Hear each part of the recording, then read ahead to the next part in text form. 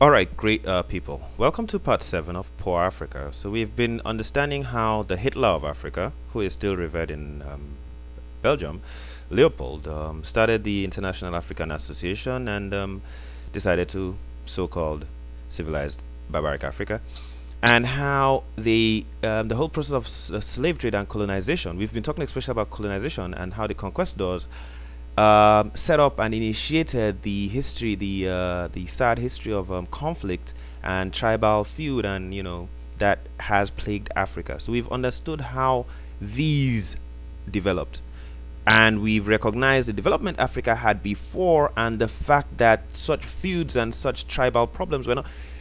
A country like Nigeria, for instance, which is the largest country in Africa and I always refer to, has over 530 different tribes. If it was Western people, one of these tribes would have conquered the rest, more or less. But in Africa, people kind of got along.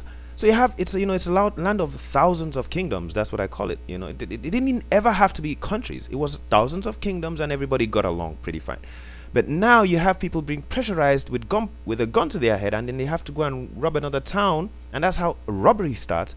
Because to survive, for your town not to be burnt down, you have to go and rob another town and get their people, and submit to the colonial guy. If not, they're gonna burn your town out.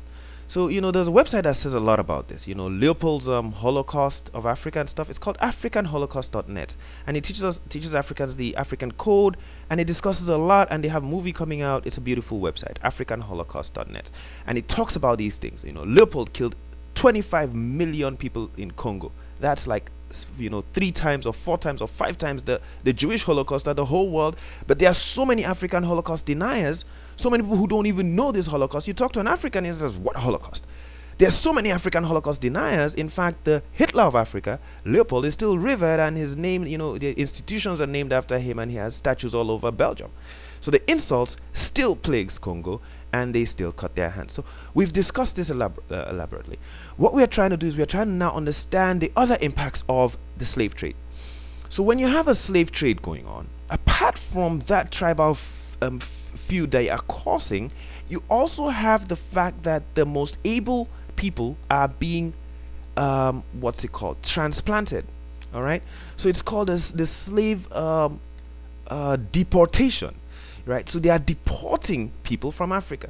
So there's this article here on this website, proudnigerian.com, which talks about where do I have it? Right, how slave trade destroyed Africa. All right, it's research work, long-term effects of Africa's slave trades, Quarterly Journal of Economics, and it describes and it correlates. You have graphs in this article. Just Google long-term effects of Africa's slave trades by Nathan. 2007, and it correlates countries with the amount of people who were deported, because with each slave deportation and the progress those countries have made, and the countries that had the least slave deportation have the highest GDP, the correlations, and the countries that had the highest slave, this is research, the countries that had the highest slave deportations have the lowest GDP. So the progress and development of these African countries correlates with the amount of slave deportation, because the whole process of slave deportation, them cutting away the best of the people, the chaos that's caused, all this stuff cost irreversible. It's not irreversible. When I say irreversible, I don't expect it to reverse in 50 years. It could reverse in 100. But to say you want to expect these things to reverse this long, over 300 years, according to the UNESCO, it's the greatest devastation that ever happened in humanity. That's the African slave trade. If you expect this impact to wash away while the same generation of the slave trade is still alive, because the people who were handed over to at the end of colonization are still alive in one generation, that is asking absolute too much, when you have not had external physicians come and deal with the problem that has been powerfully imbibed in these people. So you have these other graphs, relationship between slave exports and current ethnic fractionalization. You have a graph that shows relationship between slave exports and 19th century state development, and there's all positive correlations. Sadly, paths to economic development, it's sad. But when you look at this study right here on let me see what this website is. It's a PDF, that'll take some time. But when you look at this study, This study shows the way the impact of slavery has had progressively on Africa. When you study chronologically till now, this study shows you the correlation and the damages, irreversible damage that the slave trade has had on Africa till date. Alright, this is Munich Personal REPC Archive.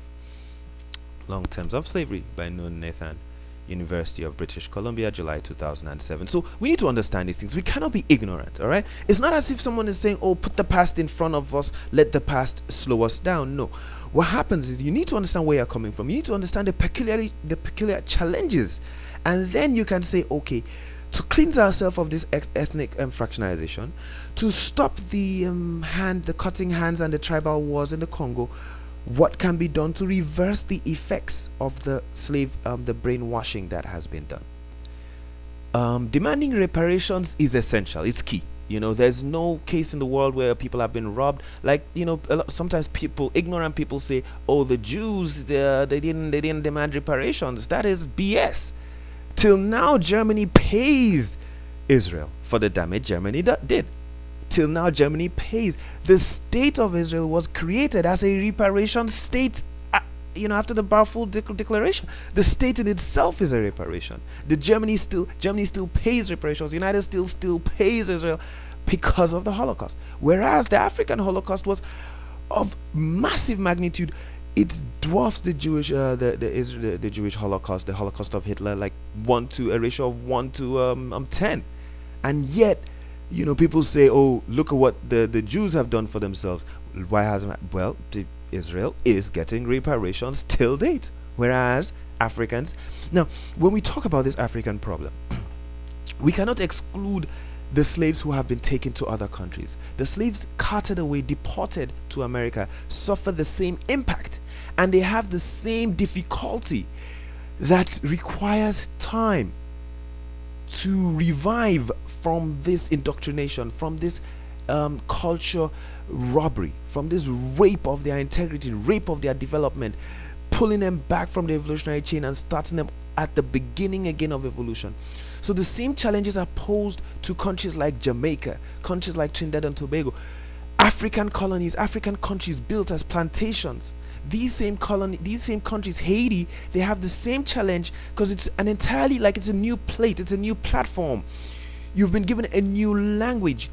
Your communication has changed. Your dress code has changed. Your social setup has changed. Your legal system has changed. Africa had its legal systems. It had its social setup. Everything has changed. You cannot in 20, 30, 40 years use a transplanted foreign culture to progress at that rate. It's impossible. Asking or demanding or comparing, like Obama, he made a mistake. He spoke in ignorance when he spoke about South Korea, and he was comparing Kenya to South Korea. South Korea still speaks the language that they spoke before. Malaysia, India, they speak their language. In Africa, you have people who are speaking French. They are dressing like French. They have a whole new culture. It's brand new. You can't compare to the tiger. The tiger. You can't compare to any other country.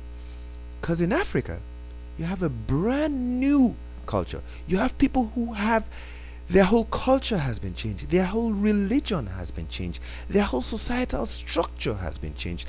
Their whole educational system has been changed. Marriage pattern, everything has been changed. Brand new people. They have been forced with conflict to fight each other. And then the next very essential and important problem created by the unique colonization of Africa is what we shall consider in part 8.